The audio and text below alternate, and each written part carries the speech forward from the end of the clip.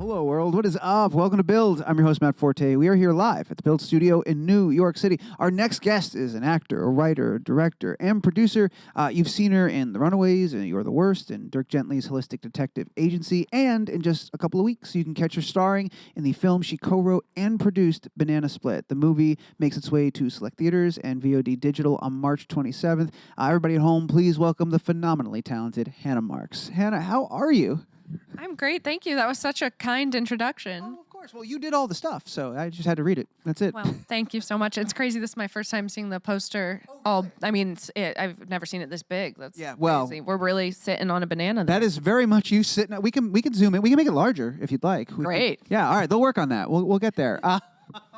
Congratulations. I'm so excited. I got a chance to see this movie, and it's played at festivals, and some people have seen it, but the wide release is coming. A lot more people are going to get to see it. Are you excited? It's almost finally happening.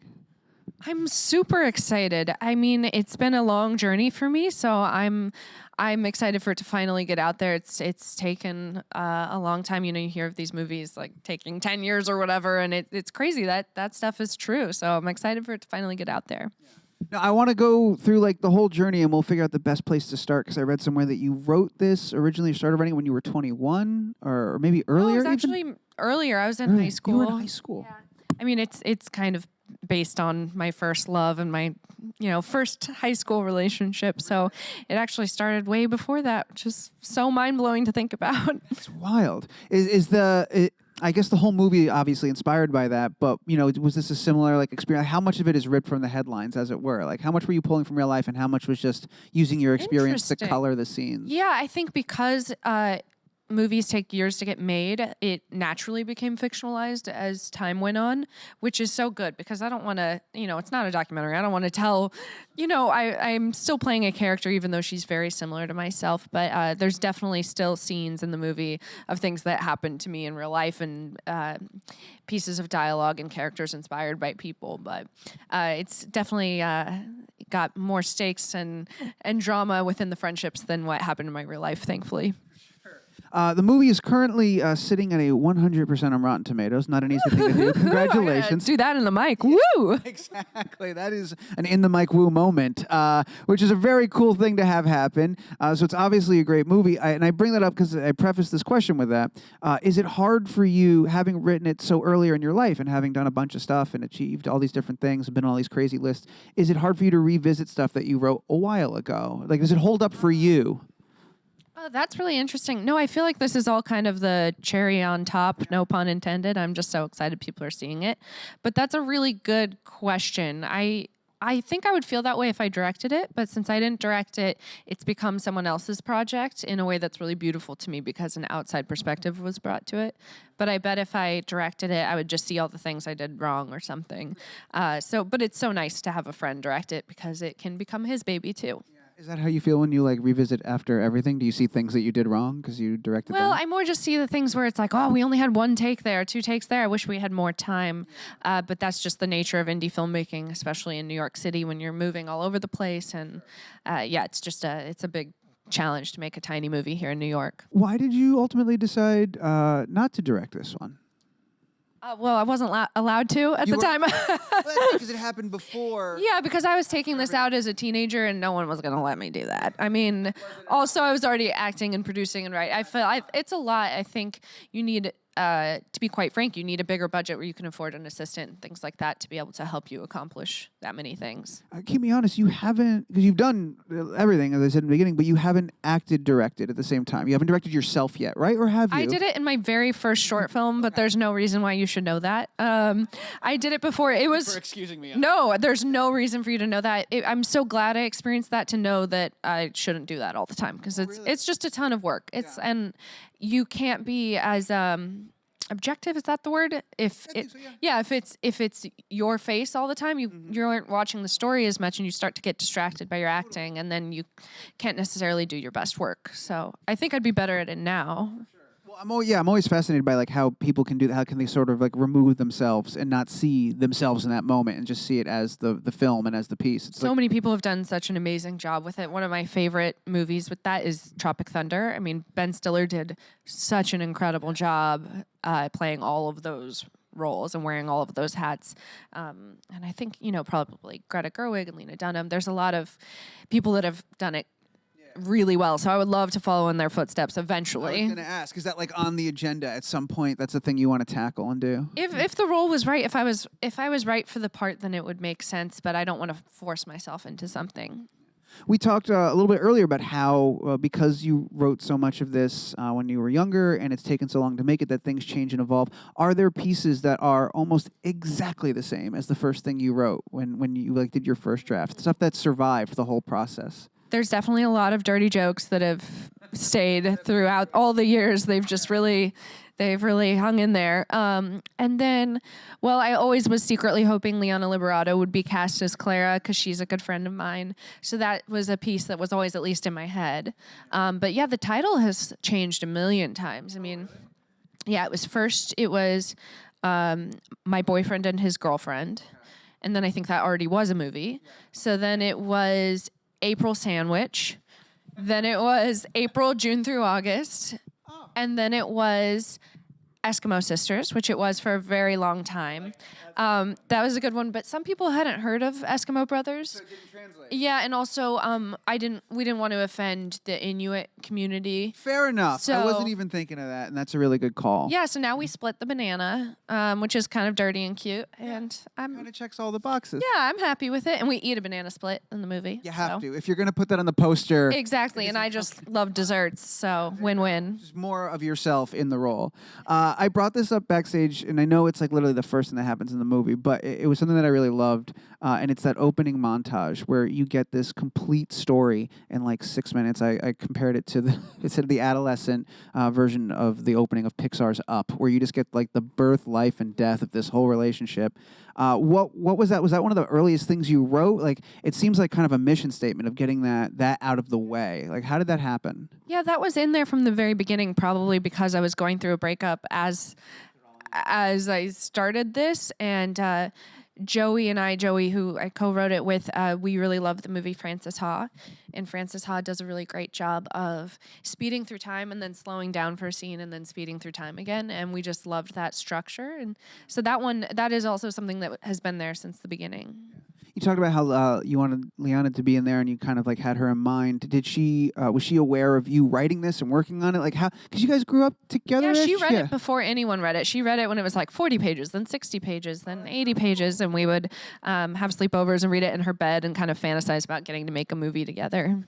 How did the gentleman you co-wrote it with? How did you guys meet and start working together?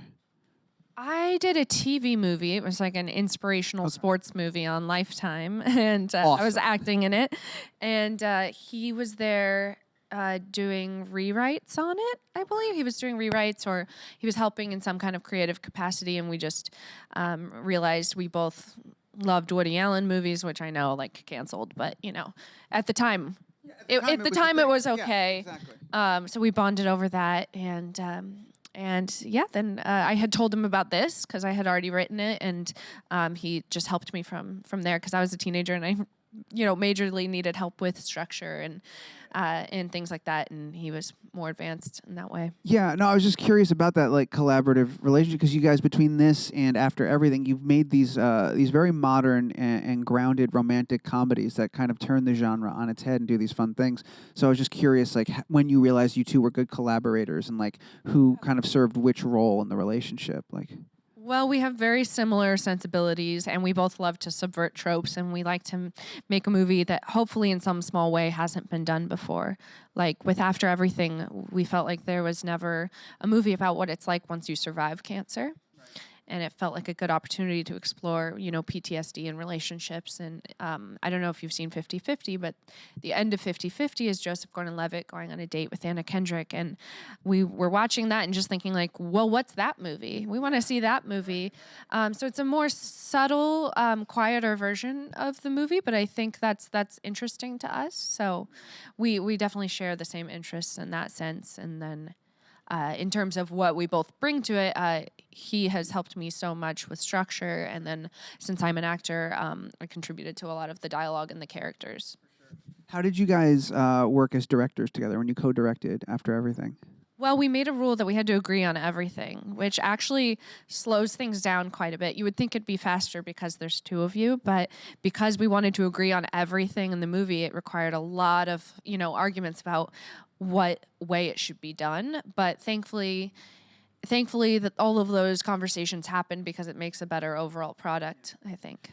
I was going through your IMDb as you do, and you got IMDb Pro or IMDb? Oh, Pro. We don't mess around. Yeah, we I wasn't gonna throw that. I wasn't gonna flaunt it, but if you're gonna bring it up, Sorry, I'm so braggadocious. I pay my $10 a month or whatever that is. I charge my mother's credit card, so I don't know. I charge to the company. It's not real money at that point. Sick. Nice. Anyway, so I was going through though, and I saw you've got, and I want to talk a little bit about those in a minute. All the other projects you got coming up. You're directing a couple of things solo, which is very exciting. But having these two amazing films under your belt, co-writing them and then directing one together. Have you guys talked about collaborating again, like down the road on another project or something? Yeah, I think if the right thing comes along, definitely. I mean, we have such different lives in that I'm an actor and he isn't, and he's a father now. So, life takes you in different directions. But I think if the right thing comes up, we would definitely do something again. So much of the fun in this movie and the heart is obviously their friendship and watching, April and Clara, and that works and it plays so well because you already have that chemistry with Liana. Was there a backup in mind? Like I can't imagine the film without her because that's the way you guys clicked together. Was that something you planned for or had thought about? I mean, there were many iterations of this movie, including without me. So. Yeah, I mean, this movie was at so many different production companies. I mean, the movie takes place in LA in the summer. We shot in New York in the winter. Like this, it really was a journey to get to this point. It was a very long journey, definitely. What about April's little sister? She's incredible. She was actually the only person we auditioned. Really? Oh my God. Yeah, she was my manager's client, and I looked her up and I saw her picture and I was like, that's going to be the girl. I just know. I had a feeling because she just smirks in her headshot, Right. And so we just auditioned her and then we were like, great, we're done. She's awesome. And then she came on set and she could improvise like nobody's business. It was crazy. She was probably 12 or 13 and she was like a little Vince Vaughn. It was insane. Did you tell her that? You're a little Vince Vaughn. She had no idea what you were talking about. Yeah, I was feeding her compliments constantly because I think actors, especially young actors, they need that support and validation because it's so easy to get insecure. I remember, I can't remember if it was in Vanity Fair or where I read it, but you'd done a piece and you talked about how you felt you had strength as a director because you were an actor, so you could better communicate and knew exactly what to say. Having sat in that chair, having directed, has it gone the other way? Has it informed how you perform and changed? Definitely, yeah. I think I'm a much easier actor to work with now. I wish I could have taken those lessons earlier because now if a director gives me a note, I'm like, yes, on it completely. And then, before I might have asked questions about it or tried to understand it or not necessarily agreed with a note. And now I just realize, the director's seeing a monitor something completely different than what I know about. They know more than me about their own project and I need to trust that. And so now I think I'm an easier collaborator. Because that's what I want from my actors is that trust. Yeah. So I wish I had that at a younger age. We talk about things you could have had at a younger age. You were on the Forbes 30 under 30. You were on the Rolling Stones 25 under 20. I don't know how many more of these lists there are, but if you're on all of them. Thank you to my publicists.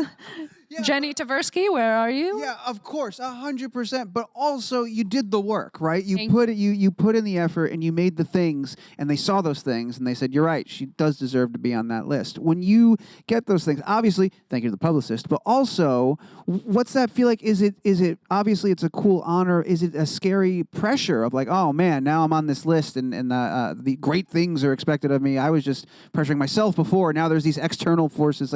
What does it feel like when you're putting one? I feel that. Cool. I'm sorry I did that for you. I'm so sorry. No, honestly, I've been so busy that I haven't had time to feel that pressure. And I think that's probably why I keep so busy because if I sit still, I go insane and I turn into a hypochondriac and, things... so I'm doing great during coronavirus. But no, I can't sit still. So thankfully, I've been too busy to ponder that too deeply. The same thing that I saw that in, you talked about how when you first started out, you were just another person with a script, and your goal was to write stuff that people couldn't ignore, that the real page turners, and 100 on Rotten Tomatoes, all these great movies. You've gotten there. You're on your way there. You're doing that actively. How did you get there? How did you knew that was the goal. What steps did you take to better yourself and achieve that? Oh, goodness. Lots of things. I mean, the scripts were naturally very dialogue heavy because I'm an actor and that's how I think.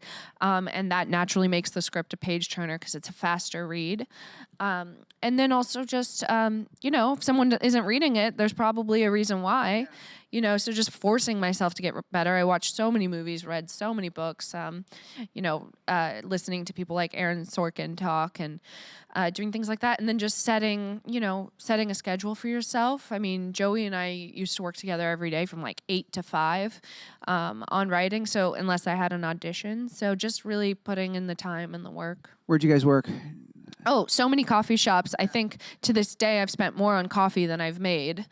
I feel bad for all the loitering we did, but lots of It's with good reason. coffee beans and things like that. Tree bared some prime fruits. This is good. It was worth the loitering, I would say. What were some of the movies you watched? Oh goodness. Do you remember? I'm such a freak. I watch different movies every day, but The Social Network is one of my favorites, especially because Sorkin wrote it. Especially if you're like learning how to manage and navigate like dialogue heavy stuff. Exactly. Yeah, that's a guy you want to pay attention to. And the thing I've learned from reading scripts and then watching the movies is you could see what got cut.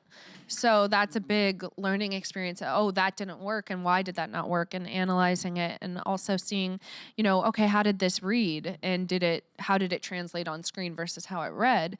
That can teach you so much about directing, because you think something will play a certain way and it doesn't because there's a door over there or there's a table over there. Just your environment can affect how the scene plays that's different on the page.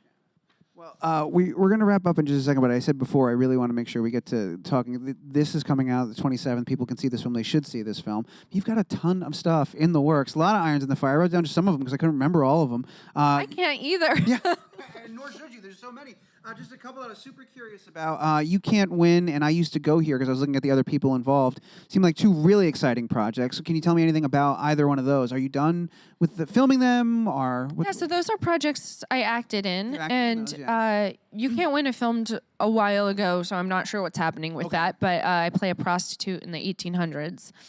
So that was completely different for me. New. Yeah, I'm smoking cigars and heroin and all sorts of stuff. So that was crazy. And then I Used to Go Here was very recent. It's a movie starring Gillian Jacobs and Jermaine Clement, and it's a comedy. And it was a great time. Yeah. And then Gillian came and acted in the movie I just made, which was really cool. Which is my next question. Oh. So, tell me. No. Sorry, I'm like acting as I'm such a director, control freak. Making my job incredibly easy. No, but I really wanted to know about the movie that you just made, and it was oh my god, I just wrote it down. Mark, Mary, and some other people. And some other people. Mark, Mary, and some other people. And I was really excited to hear about this because you had described it. You were like, why isn't there a romantic comedy about polyamory out there? And is that this comedy? Is that the script you wrote? It is. And you know what? There might be one out there, so I don't want to say for sure there isn't, but I haven't personally seen one. For sure. There's a billion movies. Maybe, of course, somebody's made it. But there's definitely dramas about open relationships, but I'm like, God, that's such a funny idea, like all the things that can go wrong. Yeah. So tell me about that. That was the seed for the idea. You started writing that. How long has it taken you to get this one made? Are you still making it right now? We wrapped 2 weeks ago. Oh, congratulations. Really recently. Yeah. Awesome. That one was really quick. I mean, I think I wrote it around the time of our South by Southwest premiere of After Everything, and then I had free time and got to make it. So that was really lucky. I looked at a lot of stuff. Was that the one you said Jillian's in that, right? Was Jolo Trulio in there? Is in there. Yeah. A lot of my friends too. A lot of your friends are in it as well. But people that I recognize as like really like funny people and solid like improvisers and people that can really work off the cuff. Did you put any room for that in your script? Did you? Oh yeah, we did. The whole movie was improv. So no way, really? I mean, there was a full script, like any story beats. Yeah. You had to hit. Oh yeah, and it was. I mean, it was a script on its own, not intentionally improvised, but then it was such a tiny movie that I was allowed to take the risks that I wanted. So we kind of just threw out the script each day and would do improv passes of every scene. I mean, we would do the first take or two. Yeah, you get the one. All right, and then we got it. Yeah, exactly. Now let's have fun. Yeah, so every scene has improv in it, and that was the best time because I'm such a comedy nerd that I was so excited to get to do that. And it's so nice to have producers and financiers that would let me take that risk and just get to play and be free. Does it then and I'm not by any means being negative, but the only downside of that is there's now a lot of footage to sort through, is there not? That's what I'm dealing with right now. It's crazy. Yep. Too much stuff. The good thing is the script started out as like 90 pages, so there's a little room there. But yes, it's I don't know what to do about that actually. We're figuring that out. There's a lot. So exciting. Scary but exciting. It's a learning opportunity. It's a cool experience. We also went to my hometown of San Luis Obispo at the end of shooting and just filmed more. We just filmed a honeymoon that wasn't scripted. Why not? And so we had the best time, and just the weirdest footage came out of that. And I'm like, now where do I put all this other great stuff? I guess that's a good problem to have. That's a very good just problem a bunch to of have. footage. You don't want to have a ton of bad footage. You've got a ton of good footage. So I sure hope so. Fingers crossed. I have faith in you. I think you do. I can feel it. Yeah, for sure. All right. Well, before we get out of here, I'll just remind everybody that Banana Split, it's going to be in theaters and on VOD and on digital on the 27th. That's like 2 weeks from now. So set a date in your calendar. The film is fantastic. You are fantastic. Please come back for one of the 10 million things that you have going on right now. Thank you so much. I would love to. You guys are so well researched and prepared, and it's incredibly thoughtful. So thank you. That is incredibly kind for you to say that. I'm going to go back to my IMDb Pro account. Everybody out there who joined us at home watching, thank you so much. Again, check out Banana Split. And wherever you are, make a crazy amount of noise. Even if you're alone right now, do it because we're very appreciative of the great Hannah Marks. Thank you.